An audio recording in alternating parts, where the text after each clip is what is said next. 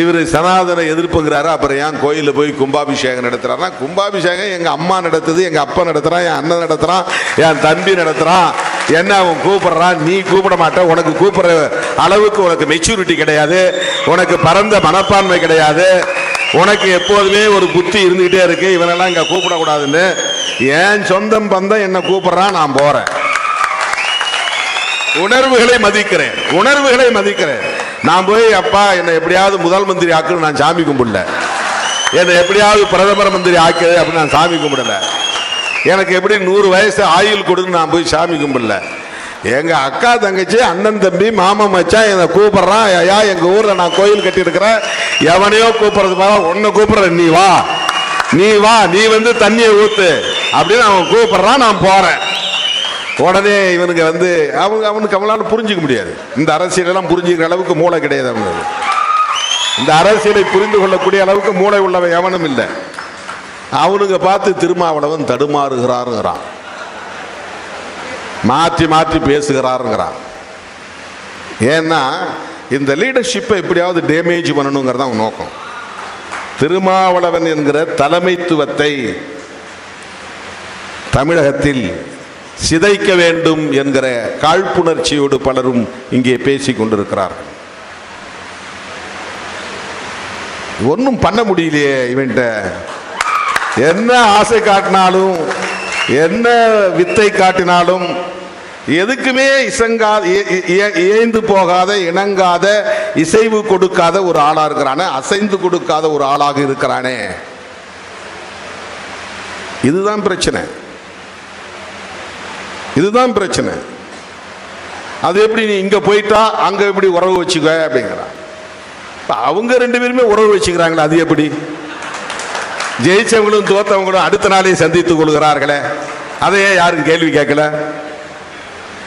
தீய சக்தின்னு சொன்னார் இல்லையா? இப்ப தீய சக்தின்னு சொன்னவர் எப்படி அவரை போய் தீய சக்தியை பார்க்கலாம் அப்படின்னு யாராவது விவாதம் நடத்தினாங்களா? அதுல என்ன அரசியல்?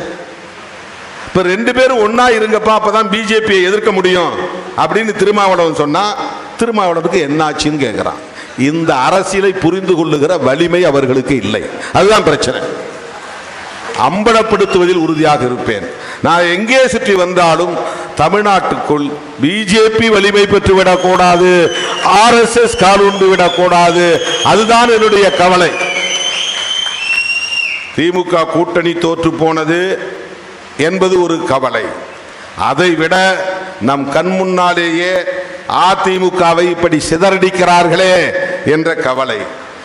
திமுக மறுபடியும் ஆட்சிக்கு வரும் சூழல் தமிழ்நாட்டில் இருக்கிறதா என்ற கவலை. இந்த கவலையில உனக்கு ஏன் அப்படின்னு கேட்கலாம். கரெக்ட் தான் கேள்வி. இது சராசரி மனிதர்களுடைய பார்வை. இதுதான் ஒரு ட்ரெடிஷனல் அப்ரோச், அதாவது ஒரு மரபு வழி அணுகுமுறை. நீ அதை தாண்டி நான் கவலைப்படுகிறேன்.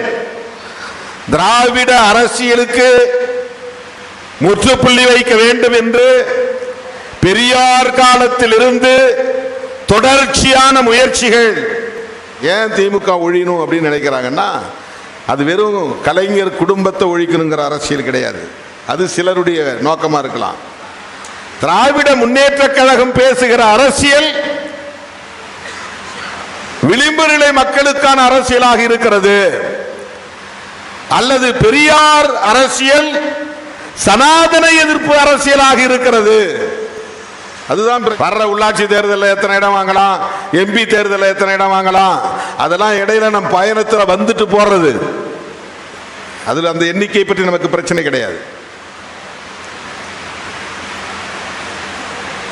தோழர்களே, அப்படிப்பட்ட கருத்தியல் புரிதலோடு இந்த களத்தில் நிற்கிற நம்மை பலவீனப்படுத்த வேண்டும், இந்த தலைமையை சிதைத்து விட வேண்டும் என்கிற காழ்ப்புணர்வோடு பலரும் இங்கே கதைத்துக் கொண்டிருக்கிறார்கள், அவதூறுகளை பரப்பி கொண்டிருக்கிறார்கள். அதை நாம் பொருட்படுத்த தேவையில்லை.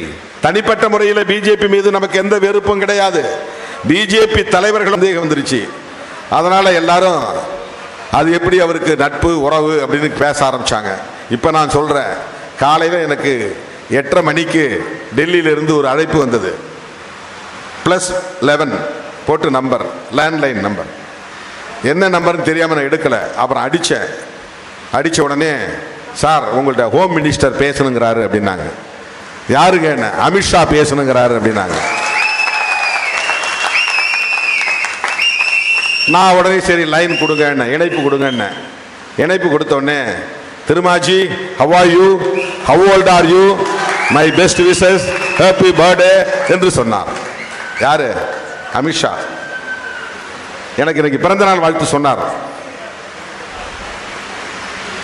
அவருக்கு நான் நன்றி சொன்னேன். உங்களுக்கு ரொம்ப நன்றி, உங்களுடைய வாழ்த்து கிடைத்ததற்கு நன்றி. இது அவுட் ஆஃப் த பாலிடிக்ஸ் இருக்கிற ஒரு நட்பு.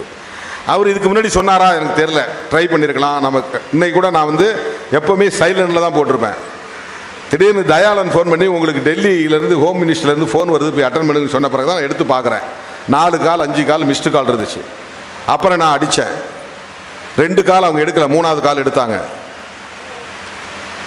என்னுடைய சர்டிபிகேட்டில் என் பிறந்த நாள் வந்து 10/7/1962. அப்போ வந்து அப்படி எழுதிட்டாங்க.